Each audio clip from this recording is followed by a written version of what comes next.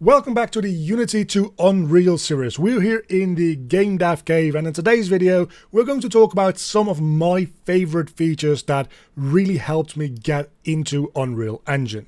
But before we begin, thank you to Epic Games for sponsoring this video.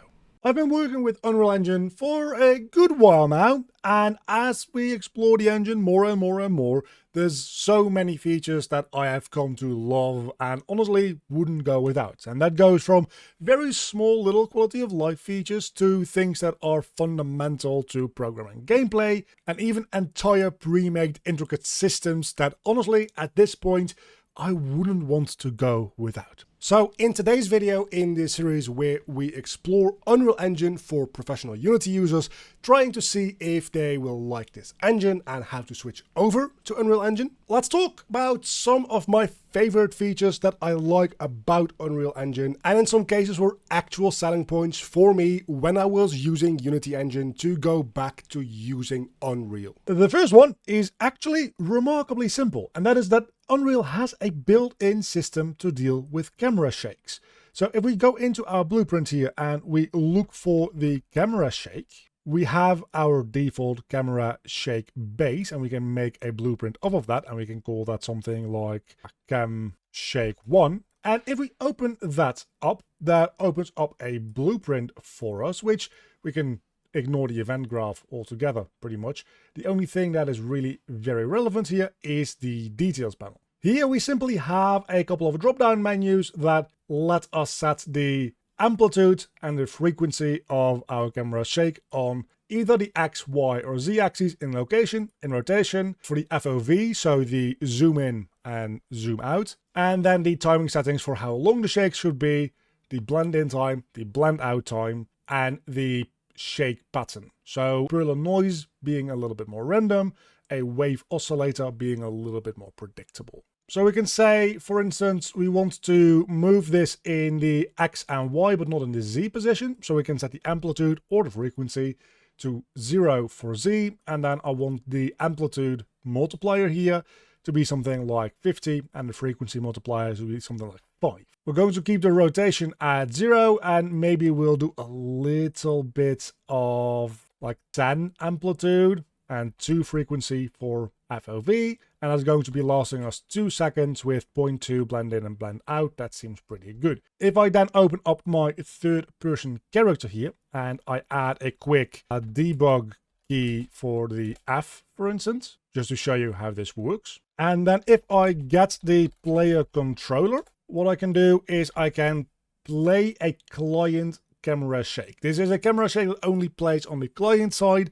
For single player games, this is the easiest way to set it up. And for multiplayer games, sometimes maybe you want to have a camera shake that is done through the client side. The server doesn't really need to worry about that at all. So that's the way we do that. And then we can set the camera shake to any of the camera shake classes that we've made. We can even set its scale. So where we had the amplitudes here before that we could set, we can even multiply that now by the scale value if we wanted to. And then we can either play it in the camera's local space, in a user-defined space, or in world space. Let's stick with camera local for now though. And now it's just as easy as that. If I press the F key, we'll have a camera shake. So here in the game, press F and we have that camera shake. It's quick, easy, and really without any trouble to set up, but it does lend itself to adding some more easy impacts to things like hit frames and that kind of thing in your game. Next up, we have Unreal's built-in damage system. We're making video games, and in most video games, there's going to be some type of dealing damage to enemies, opponents, maybe even the environment to a certain extent. So let's go back into our third-person character here, and instead of doing a camera shake, what we'll do is we'll set up something to deal damage to everything around us. We can look up apply damage, and there we have just the normal apply damage. We can apply a point damage, a radial damage, or a radial damage with fall off. There's a couple of different options here. They all apply their own kind of damage in their own ways. We're going to go with apply radial damage for now. The base damage here, we're going to say we deal 15 damage, right? And then the origin is going to be the point from which the damage is getting dealt. So that will be our get actor location. And then we have the damage radius, which is the radius in which things get damaged. So let's set that to something like 500 units. Everything within that radius of our character is going to get damaged. Then we can even put in the damage causer and the controller that instigated it. So we can send through a reference to ourselves as the damage causer. And then we can get player controller in this case, just to have the instigated by controller. On the other side of the code, in the thing that is going to be receiving the damage, we can now use these references to reference back to what hit us, to maybe like assign points or whatever we want to do. So we can hook that up to the debug F key, and then if we go back and real quick just make an extra actor here to receive that damage, because we'll need to have something to receive damage. We'll make a blueprint class actor. This will be our BP damageable actor. And here, if we go into the event graph, we have a whole bunch of events that we can usually use, like begin play, actor begin overlap, event tick. We're not going to be using any of those for right now. We will instead be adding the event radial damage. We have a point damage, a radial damage, or an any damage. If you are applying point damage, which is a different kind of damage dealing system, it will only run the point damage and any damage. If you're applying radial damage, it will run radial damage and any damage. Any damage will run anytime, well, any damage is dealt. And then point and radial only when that corresponding kind of damage is dealt. We're dealing radial damage in this point, so we're going to be using event radial damage. And here you can see that we have a lot of information to work with. It sends through the amount of damage we received, a damage type class, which is an entire system that comes with this as well, where the origin of the damage was, some hit info, which is a struct that we can break with a bunch of information to use on top of all that. And as I said before, the instigated by and the damage causer are also being sent through for us to potentially use if we want to. So the most simple implementation for this would be adding a float for your HP. So let's add a HP value here, and we will simply set that to its current value minus the damage that we received. And then we take the maximum value between that and 0. So if this is higher than 0, we're going to just give it this value. If this ends up being lower than 0, the max value between the two of these will be 0, and our HP will just get set to 0. It's a nice way of clamping that only clamps in a single direction, not having a minimum and a maximum value. And for the sake of this video, I'm going to now then print string and add in the amount of HP that we have left after that. And let's set the base value here when we start the game at 100 HP. And just for visualization purposes, I'm going to add in a cube here as well, so that we can actually see where the enemies are in our level. So let's add in a handful of them, something like this. We walk up to them and I press the F key. You will see that they're all getting dealt damage and that there is damage fall off. Because the closer something is to me, the more damage it is receiving. All of this is pre-built by Unreal Engine. I didn't have to do any major programming for this. The damage system is essentially like a very powerful pre-built interface for you to use that's specifically meant to be used for damage dealing related code. Next up, I want to talk about level blueprints for a little bit, because if you're used to working in Unity, you probably have either one or a handful of manager objects in your scenes, because that is usually how we do things if we're working in Unity. Unreal has a bunch of its own systems set up to just kind of do that for you, one of which is the level blueprint, in which you can script out any level-specific code that doesn't really make sense to make an entire class or an entire like manager object for in and of itself. So if we come up here, we can open the level blueprint. This is for the persistent level. In my case, there's only a couple of nodes in here for that. What I do in this project is I have a bunch of sublevels that get streamed in and out as they become relevant. And all of those also have their own level blueprints. So if we open up a 08 boss here, that is the level that I have on screen right now, we can see I have a bunch of nodes here, specifically scripting out stuff that has to happen for this level. The objects in this level could be used for totally different uses and not be limited by the fact that I have to code all this stuff into the objects themselves. So for instance here, we have on begin play for this level, we check in the game instance whether a certain event has happened, yes or no, that being whether I have defeated this boss before. That's a small little system that I made myself. It's effectively just checking a bool in the game instance. And if the boss has already been defeated, it then just destroys that actor as well as the blocking volume that will block you inside of the arena with the boss fight. I think this is probably immediately one of the best uses of using level blueprints, is little scripting stuff like this. You don't want to program your entire game in a level blueprint, but simple scripting stuff like, hey, if this, then do that, specifically for within this level, is where this stuff shines. If the boss has not been defeated, however, we go do something else entirely. And that is set up for what happens when the boss is beaten over the course of the boss fight. So we have this Test Night 0 reference over here, which is this guy. That's the boss object itself. And a level blueprint can very easily just take in a reference to any actor that exists in that level. So if I want to have a reference to this floor that we have over here, I simply just select it. I can go over to the level blueprint, I right click, and I can create a reference to that specific actor, in this case, a static mesh. Anyway, then from the test night, I can get the enemy stats component that I have programmed, which has a event dispatcher on it for when the enemy dies, which I can then bind an event to, at which point, when this enemy dies, it starts loading in the next level, because the cutscene that then will play afterwards immediately puts you into the next level as well. And we start doing some other stuff like adding an enemy multiplier. This is just some game difficulty stuff. Whenever you beat a boss fight in this game, the entire game becomes more difficult, meaning that damage multipliers, HP multipliers all go up. And then of course we go into the game instance using my event flag system, setting the event has boss been defeated to true, so that if you somehow leave this room and re-enter it again, when we get to begin play, we check has event has happened. That is now true. So we destroy the relevant actors. And then we start playing the boss defeated animation sequence. All of this stuff is specifically relevant to this level. It's not specifically relevant to this boss character. Because if I want to have this boss character show up, like, for instance, in the final dungeon of the game, I want the things that would boss us through the entire game to just be basic enemies.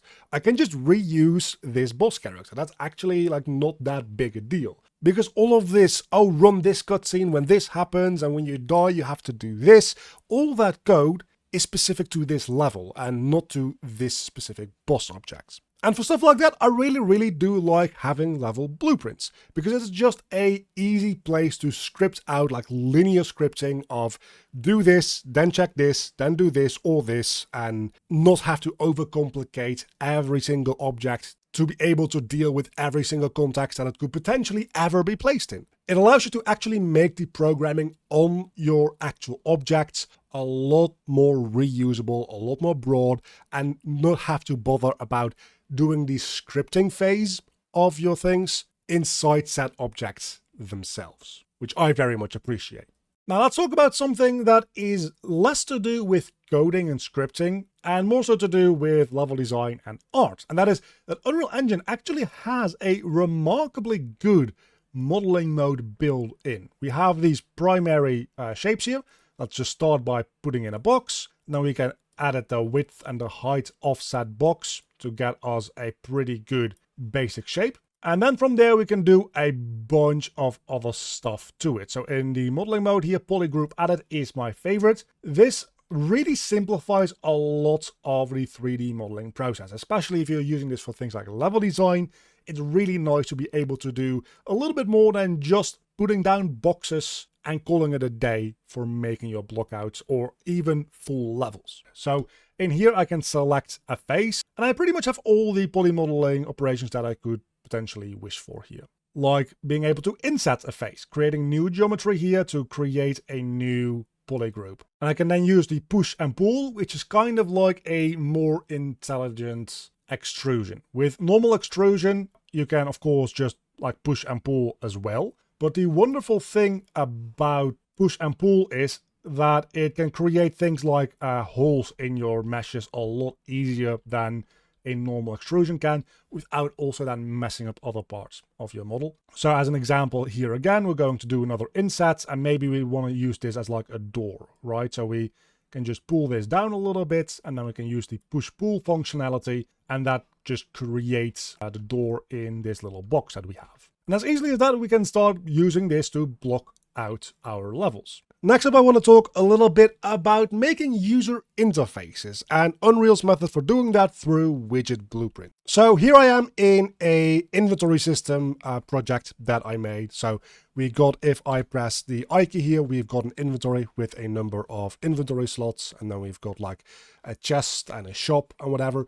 All of this is made with Unreal's Widget Blueprint system.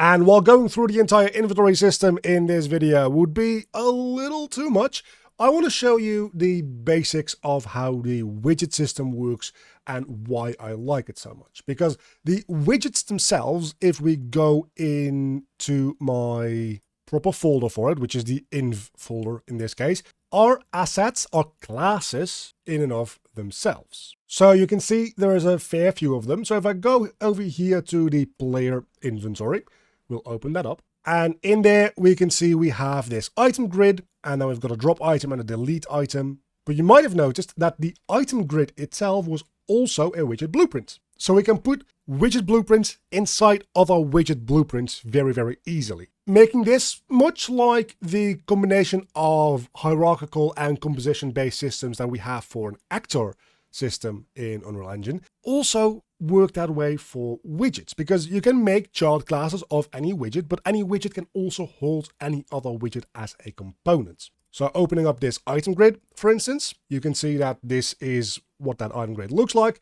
And what this does, they all have code to them as well, as you can see. And for once in my life, this code is actually kind of well structured. What this does is it adds a bunch of inventory slots, and which you have seen in here is a widget in of itself as well, which has its own code to it. But we have this very nice 2D focused interface for making our widgets in, which you'll be probably fairly familiar with if you're used to working with anything like Photoshop or GIMP or any other image editing software. On top of that, if you are used to working with any other video editing software or any other animation software, you will also find that if you go up here to the window and animations, you can make your animations for your widgets very easily in here as well.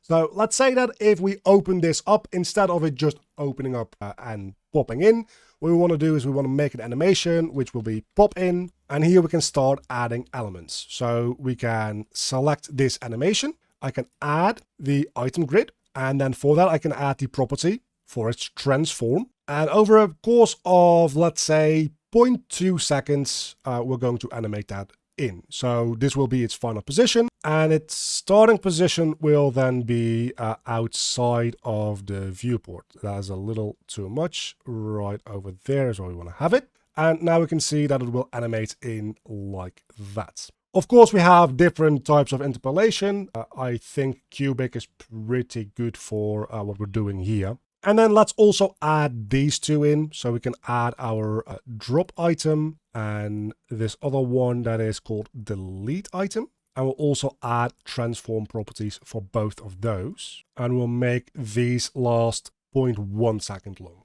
And we can start working with the timing ever so slightly. And we have a very simple animation that just looks a little bit better than it popping in out of nowhere. Now, even with these working like this, it is important to note that if I now click off this animation, these will go back to their original positions, and they won't actually start changing their positions in the animation until these little animation blocks start happening. So there's a number of ways that we can go about changing that. The easiest way for now is just to go to the very beginning here and add some extra keyframes, making sure that they're both set at the 250 mark that we decided on. And if we go over to our graph here, that animation is now an asset that we can just use. So on event construct, which is the widget equivalent to being a event begin play, we can simply say, hey, animations, pop in, we want to play this animation.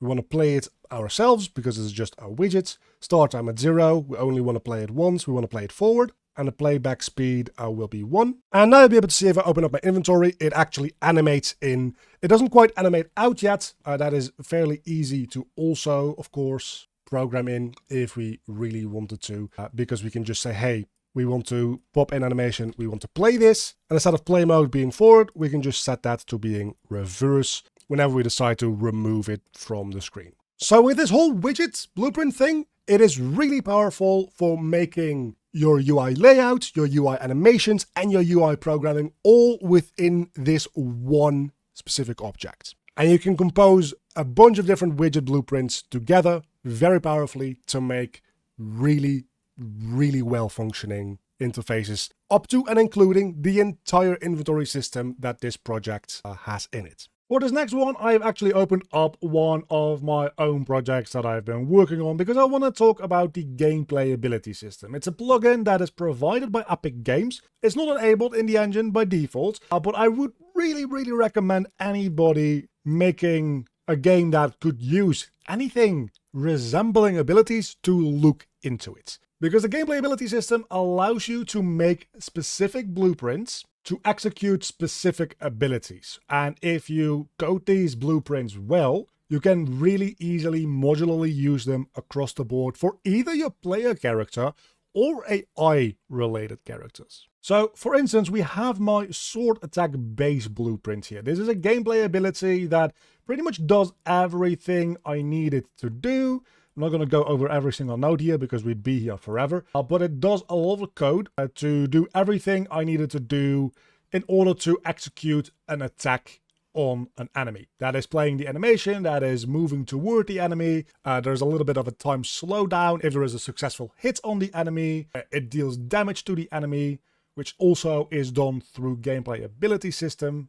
with its entire attribute system. And all this exists in its own blueprint that is easy to find and easy to change around, instead of having to code all of these different things into the player character itself, which would end up being quite messy. And some of the code that is in here is also then potentially reusable for enemies attacking the player. And from that, I can just make these gameplay abilities that don't have to do anything else other than add in what animation montage should be played, what character sound should be made, what weapon sound should be made, and a couple of other parameters for how much damage should be dealt and how much knockback the enemy should be taking from this specific attack, for instance. And in the player character blueprint, which is a little bit of a mess, don't mind that, I can individually give abilities, like this one is called player dash, it's an entirely different ability, but this contains the code for dashing forward, kind of like a dodge roll. And I have a teleport attack, which does a lot of teleporting around and playing animations, and all that